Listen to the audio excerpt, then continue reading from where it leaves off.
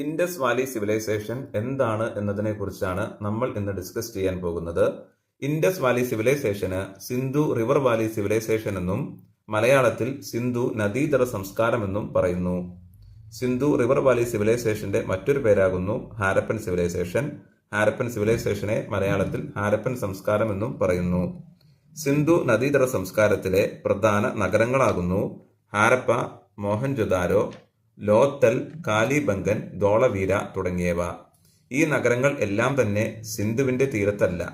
സിന്ധുവിന്റെയോ സിന്ധു നദിയുടെ പോഷക നദിയുടെയോ തീരത്ത് വരുന്ന നഗരങ്ങളിലെ സംസ്കാരങ്ങളെയെല്ലാം തന്നെ സിന്ധു നദീതട സംസ്കാരം എന്നാണ് വിളിക്കുന്നത്.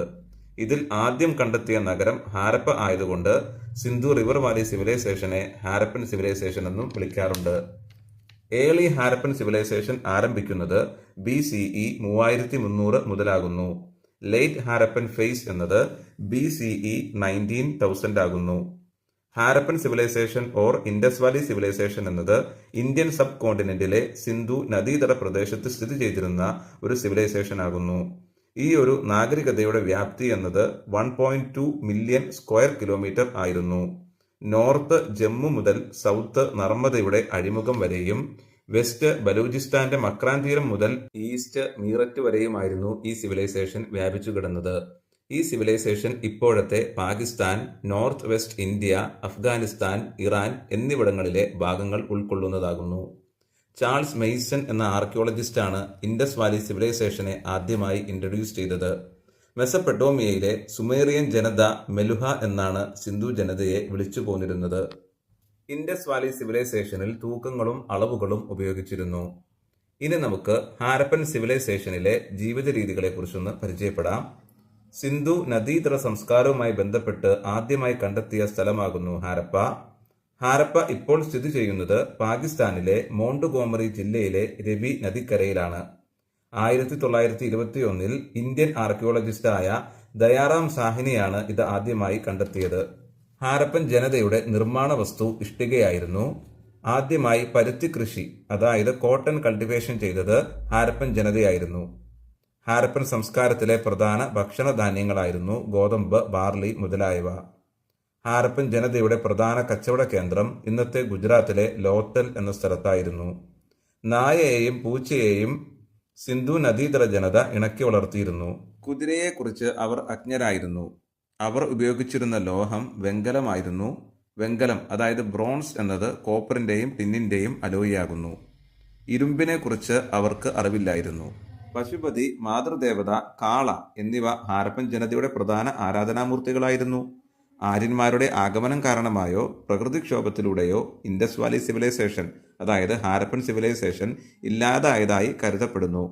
ഇന്ത്യക്ക് സ്വാതന്ത്ര്യം കിട്ടിയ ശേഷം, അതായത് സ്വതന്ത്ര ഇന്ത്യയിൽ കണ്ടെത്തിയ ആദ്യത്തെ ഇൻഡസ് വാലി സിവിലൈസേഷൻ എന്നത് പഞ്ചാബിലെ രൂപാർ എന്ന സ്ഥലമാകുന്നു. ഋഗ്വേദത്തിൽ ഹരിയുബിയ എന്ന വിശേഷണമാണ് ഹാരപ്പയ്ക്കുള്ളത്. സൈന്ധവ ജനത മൃതദേഹങ്ങളെ അടക്കം ചെയ്തിരുന്നു എന്നതിനുള്ള ഒരേ ഒരു തെളിവ് നൽകുന്ന സ്ഥലവും ഹാരപ്പയാകുന്നു. ഇനി നമുക്ക് മോഹൻജൊദാരോയെ കുറിച്ച് പഠിക്കാം. മോഹൻജൊദാരോയിലെ ജനങ്ങളുടെ ജീവിത രീതികളെക്കുറിച്ച് നമുക്കിനി ഡിസ്കസ് ചെയ്യാം. 1922 മോഹൻജൊദാരോ എന്ന നാഗരികത കണ്ടെത്തി. 1922 RD ബാനർജിയാണ് മോഹൻജൊദാരോ കണ്ടെത്തിയത്. മോഹൻജൊദാരോ ഇപ്പോൾ സ്ഥിതി ചെയ്യുന്നത് പാകിസ്ഥാനിലെ പഞ്ചാബിലെ ലാർക്കാനോ ജില്ലയിൽ സിന്ധു നദീതട പ്രദേശത്താകുന്നു.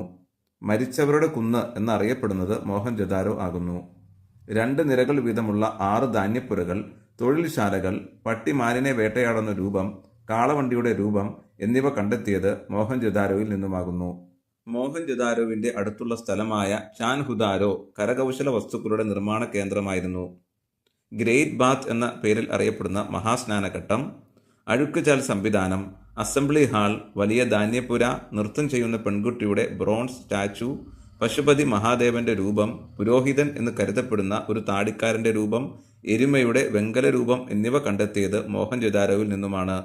കൃത്യമായ ടൗൺഷിപ്പ് മോഹൻജൊദാരോവിൽ കണ്ടെത്തിയിരുന്നു. ഇൻഡസ് വാലി സിവിലൈസേഷനിൽ വരുന്ന മറ്റൊരു പ്രധാനപ്പെട്ട നഗരമാകുന്നു ലോത്തൽ. 1955 SR റാവു ആണ് ഇത് കണ്ടെത്തിയത്. ഇന്ത്യയിലെ ഗുജറാത്തിലാണ് ലോത്തൽ എന്ന സ്ഥലം. മുത്തുകൾ നിർമ്മിക്കുന്ന വ്യവസായശാലകളുടെ തെളിവ് ലോത്തലിൽ നിന്നും കിട്ടിയിട്ടുണ്ട്. നെൽകൃഷി ചെയ്തതിന്റെ അവശിഷ്ടങ്ങളും ലോത്തലിൽ നിന്നും കിട്ടിയിട്ടുണ്ട്. ലോത്തൽ എന്നത് ഒരു തുറമുഖ നഗരമാകുന്നു.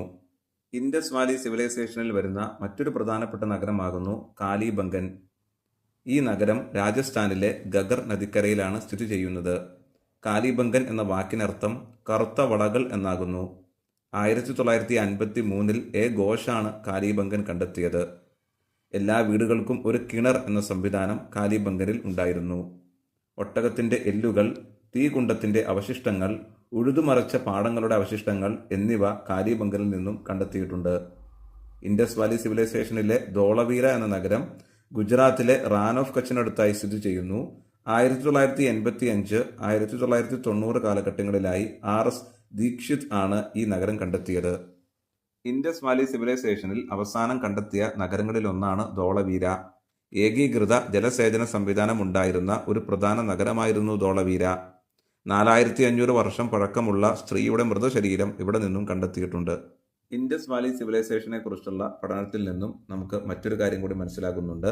അഫ്ഗാനിസ്ഥാനിലെ ഷോട്ട്ഗായ് എന്ന സ്ഥലത്ത് നിന്നും കടും നീല നിറത്തിലുള്ള രത്നങ്ങൾ ലഭിച്ചിരുന്നു. ഈ പറഞ്ഞ കാര്യങ്ങളോടൊപ്പം തന്നെ അറിഞ്ഞിരിക്കേണ്ട കുറച്ച് ഫാക്റ്റുകൾ കൂടി പറയാം. ഇന്ത്യൻ ആർക്കിയോളജിക്കൽ സർവേയുടെ ആദ്യ ഡയറക്ടർ അലക്സാണ്ടർ കണ്ണിങ്ഹാം. ഇദ്ദേഹമാണ് ഇന്ത്യൻ ആർക്കിയോളജിയുടെ പിതാവ് എന്നറിയപ്പെടുന്നതും ഇദ്ദേഹം തന്നെയാണ്, അലക്സാണ്ടർ കണ്ണിങ്ഹാം.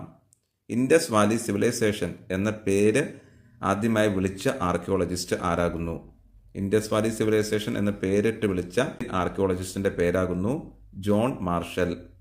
ഇന്നേ വരെ കണ്ടെത്തിയ ഏറ്റവും പഴക്കം ചെന്ന അഴുക്കുചാൽ സമ്പ്രദായമാണ് മോഹൻജൊദാരോവിലുള്ളത് എന്ന് അഭിപ്രായപ്പെട്ട ആർക്കിയോളജിസ്റ്റ് ആരാകുന്നു? അദ്ദേഹത്തിന്റെ പേരാണ് ഏണസ്റ്റ് മെക്കെ. ഋഗ്വേദത്തിലെ ആശയങ്ങളെ ഇൻഡസ് വാലി സിവിലൈസേഷനുമായി ഇണക്കിച്ചേർക്കാൻ ശ്രമിച്ച ആർക്കിയോളജിസ്റ്റിന്റെ പേരെന്താകുന്നു? അദ്ദേഹമാകുന്നു മോർട്ടിമർ വീലർ.